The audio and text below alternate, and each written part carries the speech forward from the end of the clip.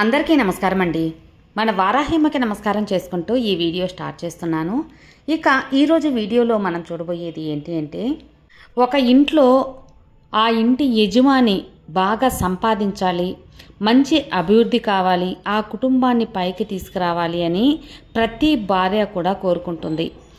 తల్లి కానీ భార్య కానీ తప్పకుండా ఆ ఇంటి యజమాని కొడుకు కానీ లేదా వాళ్ళ భర్త కానీ మంచి అభివృద్ధిగా ఎదగాలి, ఉద్యోగం చేస్తుంటే మంచి ప్రమోషన్ కొట్టి మంచిగా ఇంక్రిమెంట్లు తీసుకోవాలని ఆశిస్తూ ఉంటారు.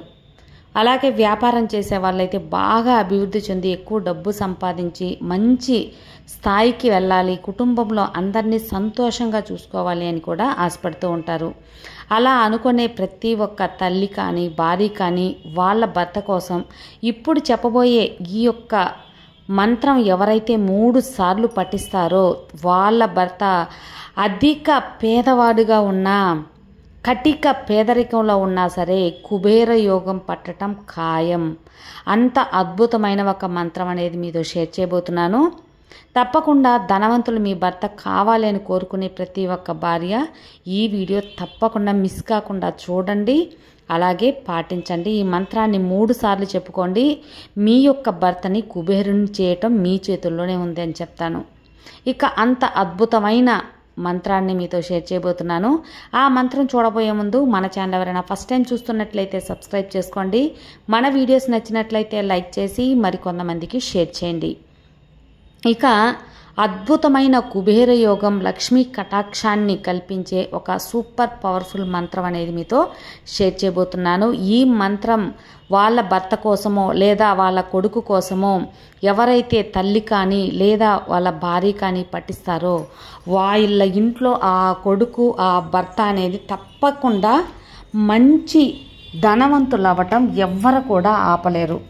ఎందువల్లంటే వాళ్ళ భర్త మంచి స్థాయిలో ఎదగాలని భార్య కంటే ఇంకెవ్వరు కోరుకోరు. అలాగే కొడుకు మంచి స్థాయికి వెళ్ళాలని తల్లి తప్ప ఇంకెవ్వరు కోరుకోరు, అంతే కదా. అలాగా కొడుకు కోసమైనా పెళ్లి కాని వాళ్ళు, అదేవిధంగా పెళ్ళైన వాళ్ళు భర్త కోసం ఈ యొక్క మంత్రాన్ని తప్పకుండా పఠించండి. ఎక్కువ సార్లు వద్దండి, 3 సార్లు పఠించి చూడండి. అద్భుతంగా మీ యొక్క భర్త మంచి స్థాయిలో డబ్బు పరంగా అపర కుబేరులు అవ్వటం ఖాయం. అంత పవర్ఫుల్ మంత్రం అన్నమాట. ఇక ఈ మంత్రం చెప్పుకోవటానికి తప్పకుండా పరిశుభ్రంగా ఉండాలి, ఖచ్చితంగా స్నానం చేసి చెప్పుకోవాలి. మీరు ఈ యొక్క మంత్రాన్ని బ్రహ్మముహూర్త సమయంలో చక్కగా స్నానం చేసి, అంటే 5 వరకు మనకు 3:30 నుంచి 5 వరకు ఉండే బ్రహ్మముహూర్త సమయంలో చక్కగా స్నానం చేసి పూజ రూమ్లో ఒక నెయ్యితో మాత్రమే దీపం వెలిగించండి.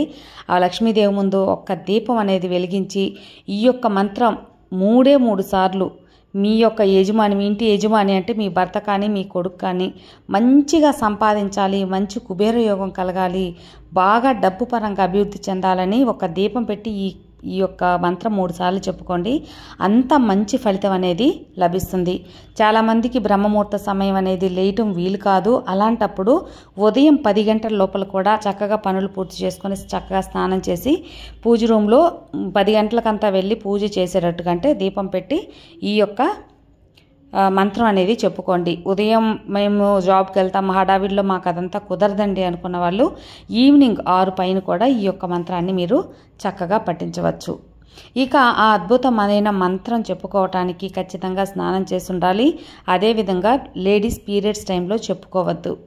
ఖచ్చితంగా పరిశుభ్రంగా ఉన్నప్పుడు చెప్పుకుంటే మంచి శ్రేష్టం. ఎందువల్లంటే ఈ యొక్క మంత్రంలో బీజాక్షరాలు ఉంటాయి కాబట్టి బీజాక్షరాలు మనం పఠించేటప్పుడు తప్పకుండా పరిశుభ్రంగా ఉండాలి, అంటే శుద్ధబద్ధంగా ఉండాలి అని చెప్పి చెప్తారు. కాబట్టి ఈ బీజాక్షరాలు కలిసిన ఈ మంత్రం పరిశుభ్ర పరిస్థితుల్లో చెప్పుకుంటే మంచి ఫలితాన్ని కూడా ఇస్తుంది. అప్పుడే మనసుకు కూడా తృప్తిని అనేది ఇస్తుందన్నమాట.